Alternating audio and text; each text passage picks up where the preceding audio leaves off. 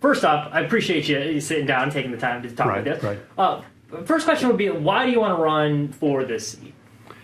I want to run for a state representative because I believe that the 44th district. I'm sorry. Look at you or look. You. Yeah, you guys. Yeah, Okay. I'm running because I want to be just a common sense conservative voice for the 44th district. And I'm from this area. I grew up in Centralia. My wife's from Hallsville, so a lot of family and friends and people I grew up with, and a lot of business contacts I have with my business that I own. And so just a great opportunity to be a leader, provide leadership. Kind of going off that, growing up in the area, what would you say the biggest issue facing the 44th district is that if you were elected that you would like to address first? Sure. The top thing is I go door to door, visiting with people that that's not only it's not just uncommon to the 44th is just the standpoint of the economy, inflation, things like that, and so people just feeling the pinch of high gas prices, high grocery prices, things like that. And so one of my challenges there, one of my policies there would be, I'd like to see our state reduce the the personal income tax and begin to knock that down to give people more money back in their pocket. And I definitely think it's doable with our current state budget. Kind of with that, if you were elected, what would you say your biggest spending priorities would be, or maybe some cut somewhere? I guess what would you say your focus would be spending wise? Yeah, I believe that government has really three main priorities. State government, the first would be law enforcement, safety, highway patrol, those type of things, law and order, taking care of criminal activity, those type of things, firefighters, things like that. Those are local issues. But it really, as far as the criminals, criminal activity, law enforcement, that. Secondly, would be like roads and bridges, infrastructure. So it's very, very important taking care of our roads, safe driving, safe roads, good roads. And then third would be education. Obviously, in our state constitution, to support public education. Obviously, the University of Missouri is very big part of the the 44th is supporting that. There is funding, so we need to properly fund those those types of priorities. But then there's other areas of state government that can be trimmed, and income is very strong. There's a surplus right now in our state budget, and there can be some areas trimmed. We need to give that back to the people. You mentioned crime. Since moving to Columbia, I know crime's a big hot button issue in the area. So I guess what would you say, how do you plan on addressing some of these safety concerns, or maybe finally, what would your plan of attack be as far as addressing crime?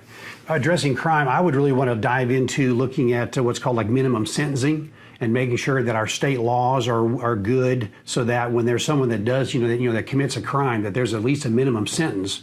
Because what I'm thinking, what I'm concerned about is people that are committing crimes and they turn right back around and they're back on the streets in a short amount of time, and then they're committing more crimes and hurting more people. And so I think that's a big area right there. Just making sure that we've got the right laws in place, that when there's criminal behavior, that person is not just let go. That they're taken care of, and if it needs to be incarcerated, we're doing that. The other thing you mentioned was education. What do you think the state of Missouri education is at this point? Is there anything that you would like to see changed, or that you would do differently if you were elected? Right. The current, for example, Governor Parson and our current legislature, they've each year they've been increasing funding for public education. The University of Missouri has its funding. They've fully funding the education formula, things like that. The transportation formula. So that's good. So I would want to continue to support that. We've got a lot of good VOTEC schools in my district. You got Centralia, Hallsville, Columbia, and Southern Boone schools. Especially those smaller schools are really a lot of loyalty there.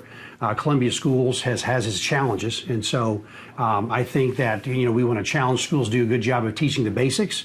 And then I'm also for school choice. And so if a school is really struggling, and they're not meeting some of their criteria in their when they get evaluated, there needs to be some school choice options for families to go somewhere else. And so the charter schools, things like that, I definitely support that.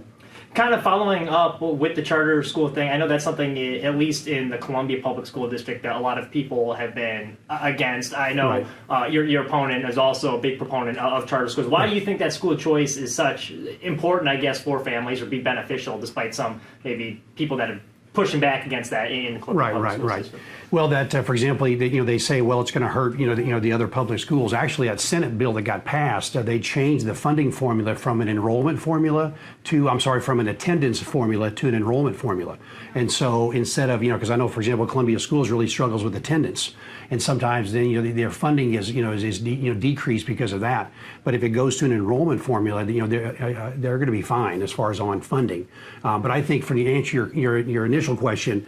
I think parents need to have choices out there for their kids. They have they know what what their kids need, and so you have the public schools, and there's a lot of great teachers in there. But there's sometimes where kids are a better fit somewhere else, and maybe a charter school is an option that can, because the goal obviously is quality education.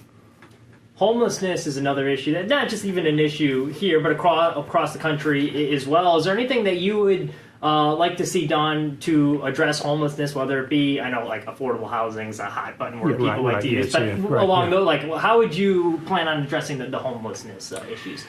I think as far as my proposals to cut the income tax and to reduce that, I think that homeless issues and charity, things like that, are best addressed locally. And I'm not a big proponent of all of big government programs where there's lots of welfare. So I say put more money back in the hands of individuals. Those individuals can give to their churches or other charity type organizations, and they can help in those needs on a local basis.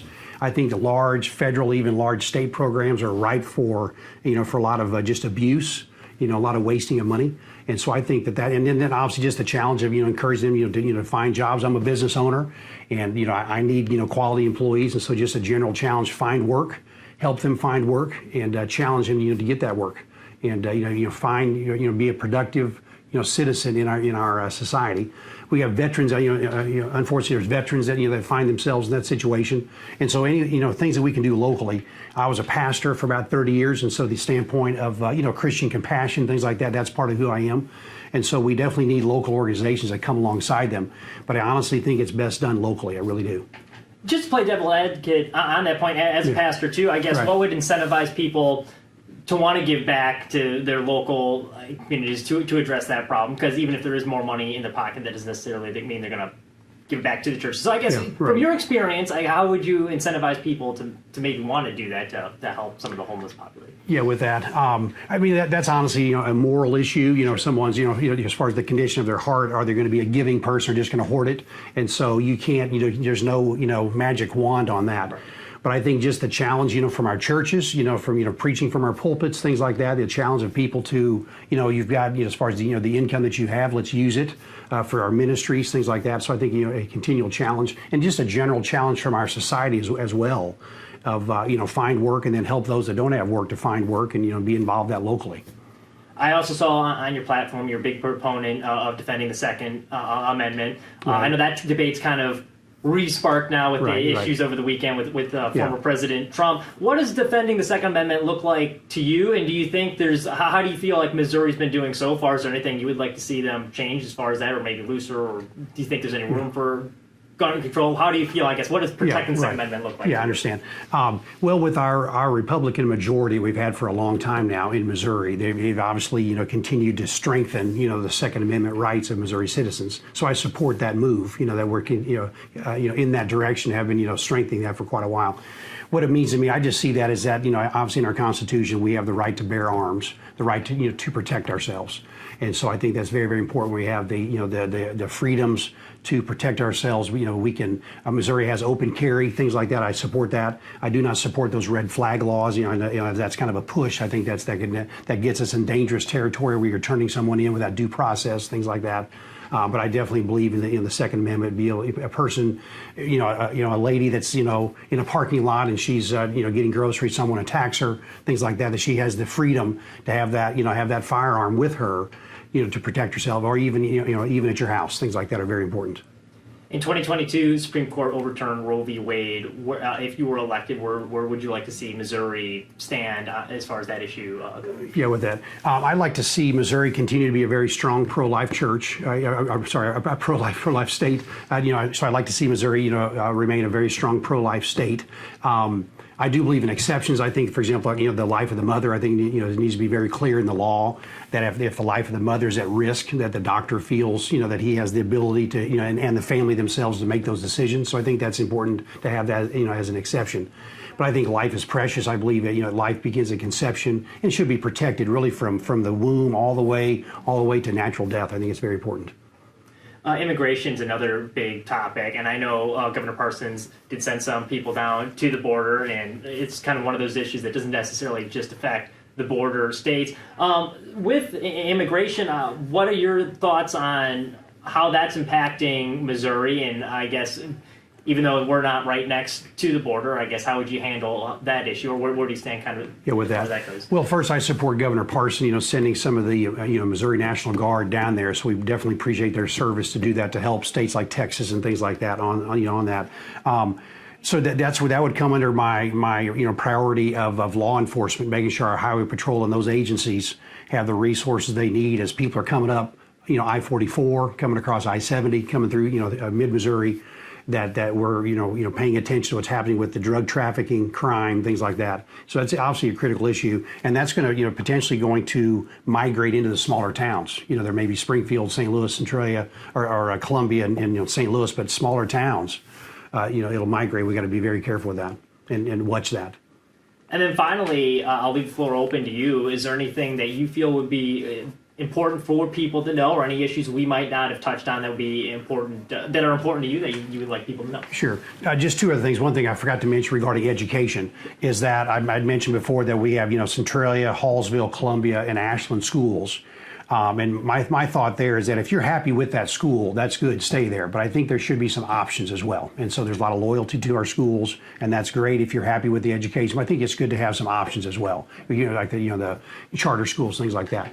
I would say another thing to kind of close is that, being from here, born and raised in Boone County, with my experience, I'm a small business owner, so I definitely want to fight for small business, economic growth, things like that as a pastor. So I'm from the area, I know the area. My business, Pro Pumping and Hydrojetting, lots of customers all through. We serve about a 50-mile radius around Columbia, so I know a lot of people through my business. And so my business leadership, my church leadership, I think I'm very experienced and think that, that I have the qualities, to do a good job of leading in the 44th. Thank you so much for your time. I appreciate you stepping by.